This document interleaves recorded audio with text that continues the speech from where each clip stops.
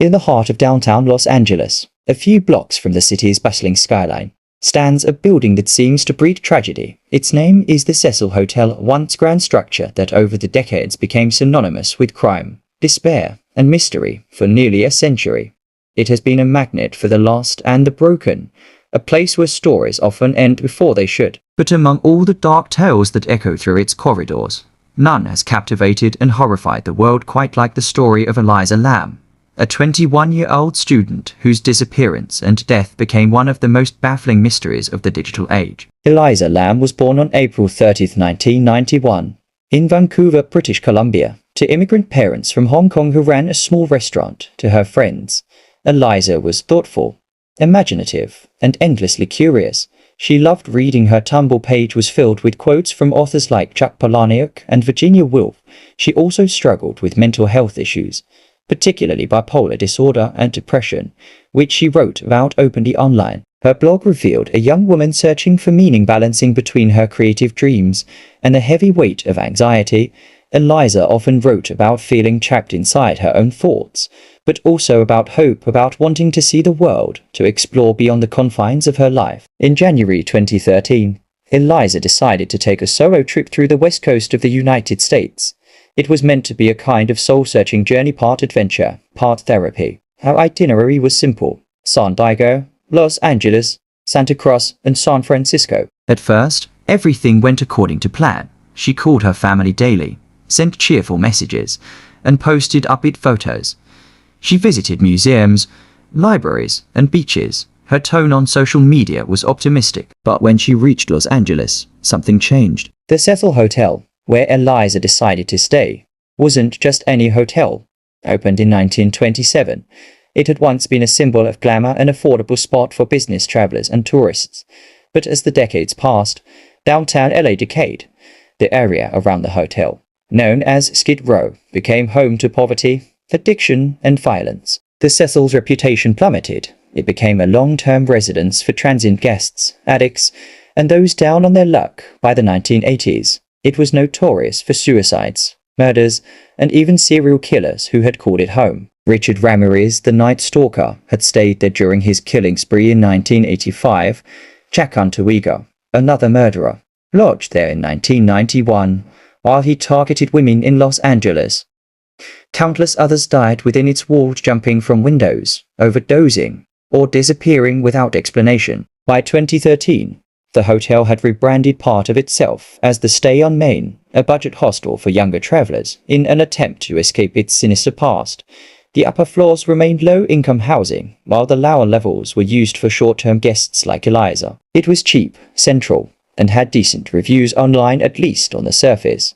But Elisa couldn't have known the darkness that lingered in its history. She checked in on January 26, 2013. For the first few days, Elisa's trip appeared normal. She explored the city, went shopping, and posted updates to her social media accounts. She visited a bookstore called The Last Bookstore, where the manager later recalled her being friendly and outgoing. But hotel staff and roommates began to notice strange behavior.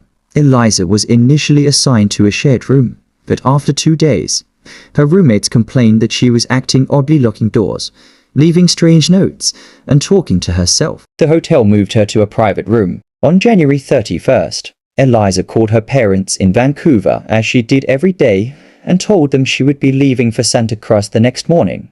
Her tone was calm and cheerful, but she never made it there. When her parents didn't hear from her on February 1st, they became alarmed and contacted the Los Angeles Police Department. The LAPD launched an investigation, canvassing the hotel and the surrounding area. Detectives searched her room and found her belongings, clothes, books, her laptop, all neatly arranged. There was no sign of a struggle, no indication she had left voluntarily, but there was one major problem. No one knew where Elisa was. After nearly 2 weeks of searching, the LAPD decided to release surveillance footage from the hotel in hopes of gathering public leads. The video, taken from the hotel's elevator on February 1st, was uploaded to YouTube on February 14, 2013. What the world saw was chilling. In the footage, Elisa enters the elevator wearing a red hoodie and black shorts. She presses multiple buttons, then stands in the corner, peering out as if someone is following her. The doors remain open far longer than normal. Elisa steps halfway out, looks in both directions, then ducks back inside. She presses more buttons, her movements frantic, confused. Then she steps out again, waving her hands as if communicating with someone invisible. Her gestures grow stranger, as if she's having a conversation with an unseen presence. At one point, her fingers twist in odd, almost ritualistic patterns. Then she walks away and the elevator doors finally close. That was the last time anyone saw Elisa Lam alive. The video went viral overnight. Millions watched, rewound, and analyzed every frame. Theories exploded across the internet. Was Elisa hiding from someone? Was she under the influence of drugs, experiencing a mental breakdown? Or was something more sinister, even supernatural, at play? The Elisa Lam video became an instant internet phenomenon. Online detectives dissected every second, pointing up strange details. The elevator buttons she pressed, the unnatural delay in the doors closing, her bizarre hand movements. Conspiracy theories emerged faster than the police could respond. Some claimed she was possessed. The hotel, they said, was cursed. Others believed she was playing the elevator game, a viral Korean ritual said to open portals to other dimensions. Others focused on the Cecil Hotel itself, a place with such a dark past it almost seemed to absorb tragedy. Still others proposed a more earthly theory, that Elisa was being stalked or chased. People scoured her tumble, looking for hidden meanings. They traced her final posts, trying to understand her state of mind. Some even hacked into her accounts to uncover deleted content, sparking ethical debates about privacy and exploitation. The more people watched, the more questions emerged. The viral fame of the elevator video brought the Cecil Hotel back into the public eye. For decades, it had been largely ignored, but now, journalists, tourists, and online sleuths flooded downtown Los Angeles. The hotel's gruesome history resurfaced in headlines. In 1962, a woman named Pauline Otten jumped from the 9th floor, killing herself and a pedestrian below. In 1964, Pigeon Goldie Osgood, a retired telephone operator, was found murdered in her room, a case that remains unsolved. Countless others died mysteriously within its walls. To many, the hotel seemed cursed, a vortex of negative energy that consumed the vulnerable. And now, Elisa Lam had become part of its story. By mid-February, guests at the Cecil began to complain about low water pressure. Some said the water had a strange taste. Others described it as dark and foul-smelling. On February 19th, maintenance worker Santiago Lopez went to inspect the rooftop water tanks. When he opened one of the heavy metal lids, he saw something floating inside. It was the decomposing body of Elisa Lam. Her naked body was discovered in one of the 4 large water tanks that supplied the hotel's rooms, kitchen, and CAF. Her clothes were found floating nearby. The discovery shocked the world for nearly 3 weeks. Elisa's disappearance had been a haunting mystery, and now, the truth was even more disturbing than anyone had imagined. The immediate question was, how did Elisa get there? The hotel's roof was normally locked and alarmed. Only staff had access keys to reach the tanks. One had to climb a ladder up to the platform and open a heavy metal lid. How could a young woman, untrained and physically average, manage that alone unnoticed? Detectives and forensic experts examined the scene. There were no signs of foul play, no bruises or defensive wounds on her body. Toxicology reports showed no evidence of drugs or alcohol, though traces of her prescribed bipolar medication were present and possibly inconsistent with the correct dosage. This led to one possible conclusion. Elisa may have experienced a psychotic episode brought on by bipolar disorder, potentially worsened by skipping medication. Police theorized that she wandered to the roof, climbed into the tank, and accidentally drowned. But for many, that explanation didn't fit. Online, thousands of people rejected the official story. How could she have opened a tank lid? Why did the elevator behave so strangely? Why didn't anyone hear or see her on the roof? Internet detectives proposed alternative explanations. Murder. Some believed Elisa was killed and placed in the tank by someone with access to the roof, possibly a hotel employee. Paranormal. Others cited the Cecil's cursed history, suggesting supernatural forces were involved. Conspiracy. A few theorized that Elisa's death was connected to government experiments or even biological warfare, noting coincidences with a tuberculosis test conducted nearby called Lam Elisa, a real test acronym that eerily matched her name. The coincidences only fueled the hysteria. Her tumble continued to post automatically through a queue system, adding to the illusion that she was still alive. People began to interpret her older posts as prophetic, reading hidden messages into her words. The case had transcended reality. It became part of internet folklore. Despite the speculation, the Los Angeles County Coroner's report concluded that Elisa's death was accidental. The official cause, drowning, with bipolar disorder listed as a significant contributing factor. Detectives reconstructed her final movements. They discovered that the hotel's roof alarm system wasn't always functional. Guests could access the staircase leading up to the roof without triggering alerts. The water tanks, though heavy, could be opened if someone was determined enough. There were no fingerprints, no signs of struggle, and no video footage of anyone else following her to the roof. It appeared that Elisa had gone there alone, but one lingering mystery remained: why had the elevator door stayed open so long in the footage? Experts later explained that pressing multiple buttons, including the door hold function, could cause the elevator to remain open for an extended time. Elisa's frantic button pressing likely triggered this effect. It wasn't supernatural, just tragic coincidence. As the dust settled, a more human story began to emerge, one often overshadowed by sensationalism. Elisa Lam had been battling bipolar disorder for years. Her family later confirmed that she had suffered episodes in the past, some requiring hospitalization.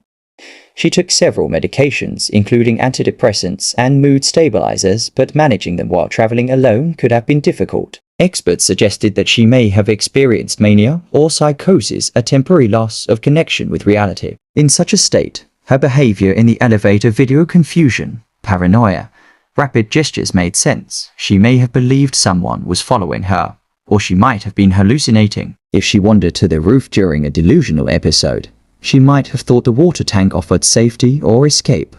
Once inside, she would have been trapped, unable to climb out of the slick, steep walls. It was a tragic end, not of evil or conspiracy, but of vulnerability and misunderstanding. The Cecil Hotel faced immense backlash.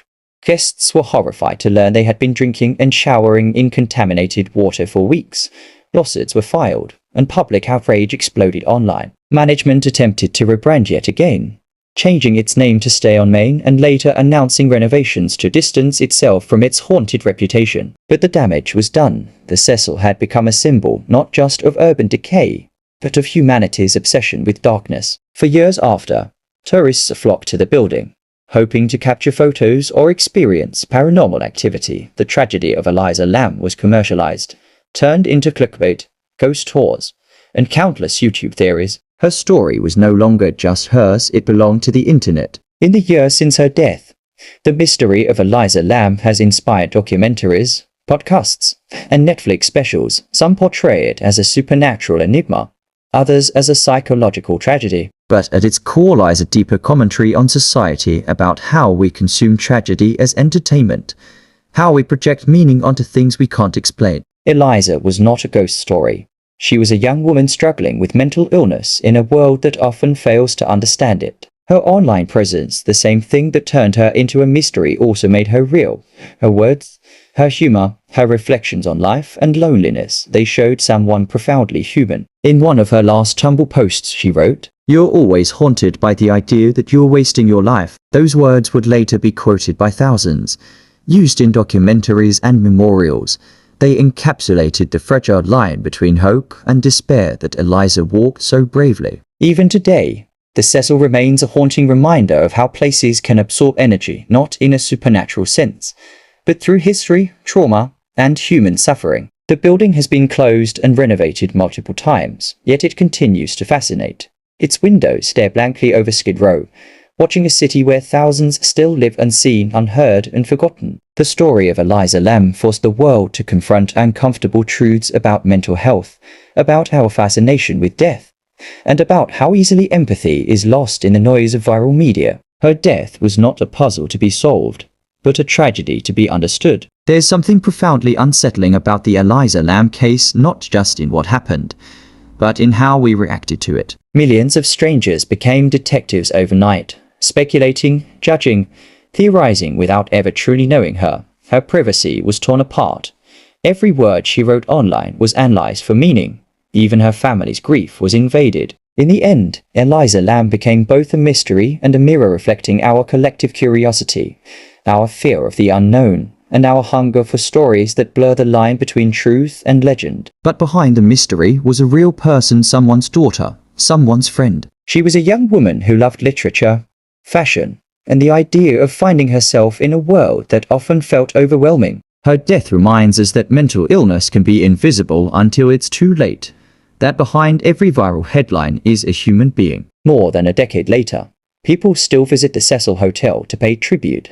Some leave flowers, others write her name on the walls, and some simply stand in silence, staring at the building that holds so many secrets. The elevator where she was last seen has since been replaced, but the footage remains haunting, timeless, endlessly replayed. Every few years, the story resurfaces online, a new generation discovering the mystery, asking the same questions, and feeling the same chill. Yet perhaps the real mystery is not how Elisa Lam died, but why her story still resonates so deeply. Maybe it's because, in her confusion, her vulnerability, her search for understanding, we see a piece of ourselves. And that, more than anything, is what makes her story unforgettable.